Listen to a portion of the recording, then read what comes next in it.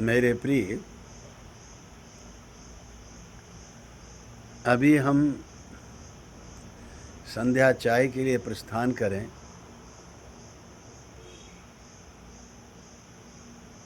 मैं कुछ बातें आपके साथ शेयर करना चाहता हूँ। जिस ज़िंदगी को हम जीते हैं वह ज़िंदगी हमारी कुछ आधारभूत तत्वों से जुड़ी है जो बहुत ही बेसिक हैं।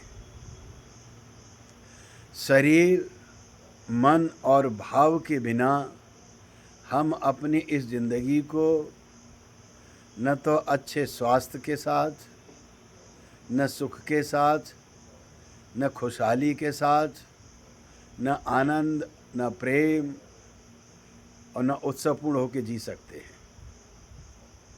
ज़िंदगी को जीने के लिए हमें शरीर भी चाहिए, हमें स्वस्थ मन भी चाहिए।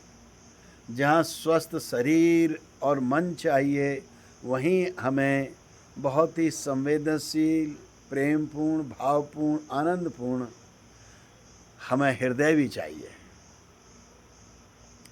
ये ज़िंदगी को बहुत प्यारी और खूबसूरत और बोधपूर्ण बनाने के लिए समय समय पर कुछ हमारे जीवन प्रेमी लोग, मनीषी, विद्वान जो उस दिशा में काम करते हैं, वे कुछ ऐसे दिन निश्चित करते हैं वर्ष भर में कि जिनके प्रेरणा से, जिनके को जीने से हम में बोध पैदा हो जाए, हमें होश आ जाए। इस होश और बोध की ही दिशा में मैं 21 जून अंतर्राष्ट्रीय योग दिवस के पूर्व संध्या में आपसे इतना कहना चाहता हूँ कि जो कल पूरा विश्व स्वास्थ्य की दिशा में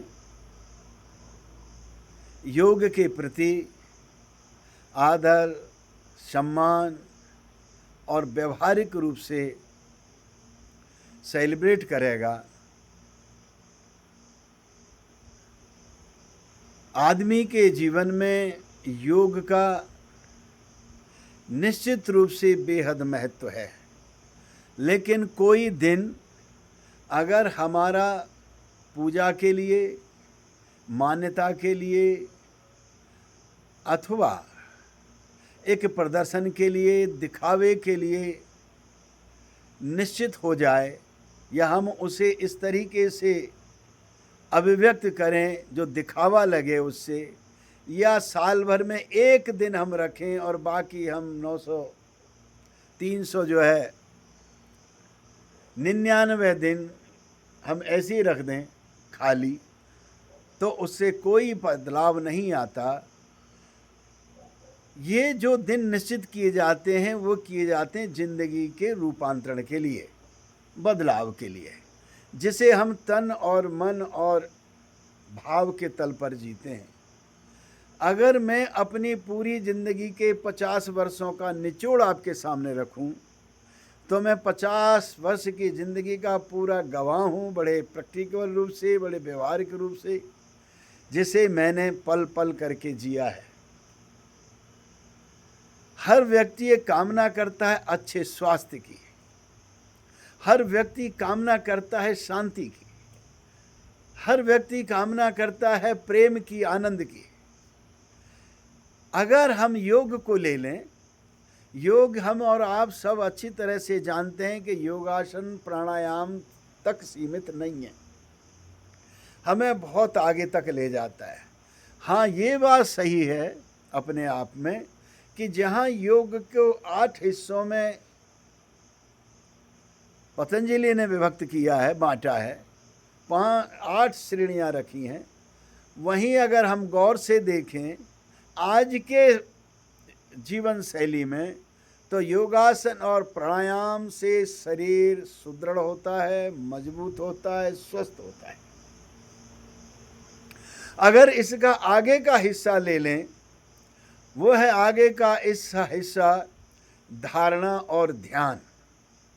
धारणा हम अच्छी तरह से जानते हैं, जो जीवन स्टाइल, जीवन शैली सुख लाए, खुशी लाए, स्वास्थ्य लाए, ऐसे भीतर बैठ जाए तो हमारी धारणा कहलाती है। अगर ध्यान की दिशा में जाएं, भगवान श्री ओशो रजनीश की तमाम ध्यान की विधियों को अगर आप ले लें, तो ये मन के तल पर ही केवल काम नहीं करती, ये हमारे शरीर को भी स्वस्थ करती हैं। और अगर मन के लेवल पे लें, तनाव है, एंजाइटी है, विषाद है, शरीर के बहुत सारे रोग हैं। अगर उन विधियों को हम दैनिक जीवन में लाएं, तो हम शारीरिक व्याधियों से भी निवृत्त हो सकते हैं, मुक्ति पा सकते हैं, और तनाव, विषाद और एंजाइटी से भी हम मुक्ति पाकर बड़े शांति और आनंदपूर्ण होकर जीवन को जी सकते हैं। तो शरीर के लिए योगासन और प्राणायाम, मन के लिए आपका ध्यान, ध्यान की विधियाँ।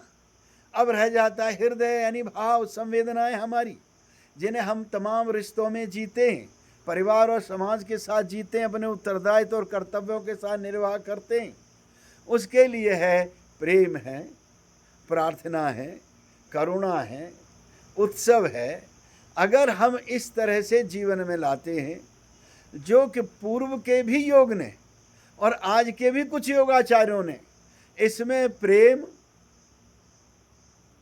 आनंद या प्रार्थना का समावेश नहीं किया है। अगर गौर से आप देखेंगे, बात चाहे कितना ही कर लें, हुए प्रेम की भी खूब बात करेंगे, अगर प्रार्थना की भी थोड़ी सी बात कर लें तो कहीं उनके जीवन में प्रार्थना नजर नहीं आती, क्योंकि योग के लिए तो प्रार्थना का कोई है ही नहीं।